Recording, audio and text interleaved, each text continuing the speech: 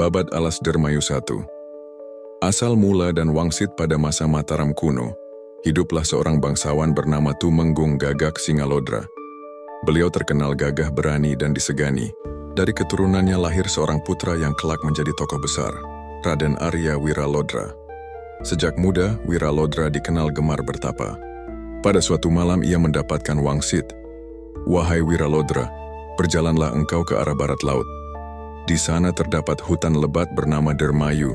Buka hutan itu, jadikan negeri besar dan makmur. Kelak engkau akan menjadi leluhur yang diagungkan." Mendengar itu, Wiralodra meminta restu ayahnya. Setelah dipenuhi, ia bersiap dengan rombongan kecil, membawa bekal, keris pusaka, serta tekad bulat menunaikan titah wangsit. 2. Perjalanan menuju Alas Dermayu. Perjalanan jauh dimulai dari Tanah Mataram menuju barat laut.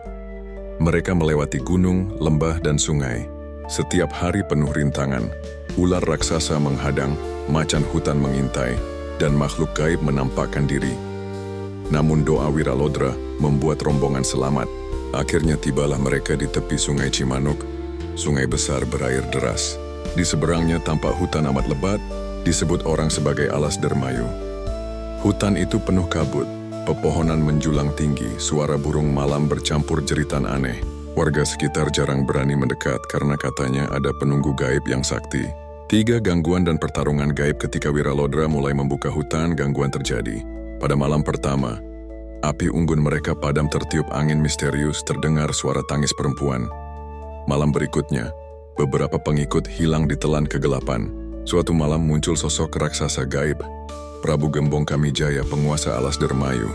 Tubuhnya hitam legam, matanya merah menyala, suaranya menggema. "Manusia, hutan ini milikku sejak zaman purba. Tak seorang pun boleh merusak atau mendirikannya jadi negeri. Pergilah sebelum aku hancurkan kalian." Wiralodra menjawab tegas, "Aku datang bukan untuk merusak, melainkan membuka jalan hidup. Jika engkau merasa berkuasa, buktikanlah kekuatanmu." Pertarungan gaib pun pecah. Gembong Kamijaya mengibaskan tangannya. Angin ribut menyapu pohon-pohon.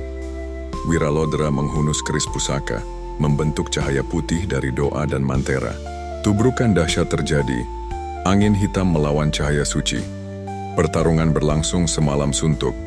Tanah bergetar, sungai Cimanuk bergelora, kabut menutup bulan. Rombongan Wiralodra hanya bisa berdoa.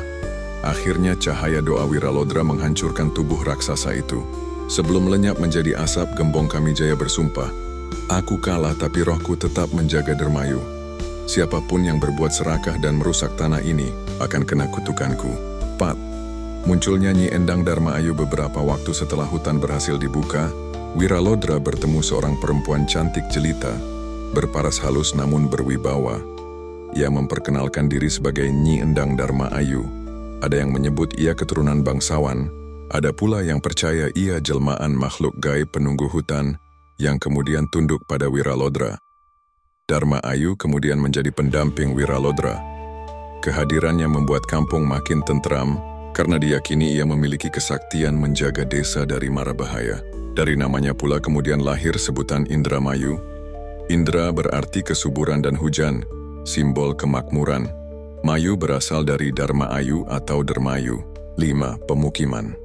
Menjadi negeri setelah pertarungan gaib dimenangkan dan hutan berhasil dibuka, Wiralodra bersama para pengikutnya mulai membangun perkampungan. Lahan dijadikan sawah, rumah-rumah sederhana didirikan, dan sungai Cimanuk menjadi jalur perdagangan. Penduduk dari berbagai daerah mulai datang. Kampung kecil berkembang menjadi pusat keramaian. Tanahnya subur, hasil panen melimpah, dan perlahan wilayah ini menjadi negeri baru.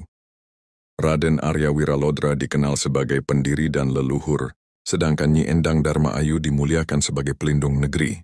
Hingga kini, masyarakat Indramayu masih menghormati keduanya sebagai tokoh besar. 6. Makna Babat Alas Dermayu. Babat Alas Dermayu bukan hanya kisah pembukaan hutan, tetapi juga simbol perjuangan manusia melawan ketakutan, mengalahkan rintangan gaib, serta membangun tanah baru dengan restu leluhur. Indramayu lahir dari keberanian Wiralodra, kesetiaan para pengikut, serta kesaktian Nyi Endang Darmaayu. Negeri ini berdiri di atas perjuangan, doa, dan pertarungan antara manusia dengan alam gaib.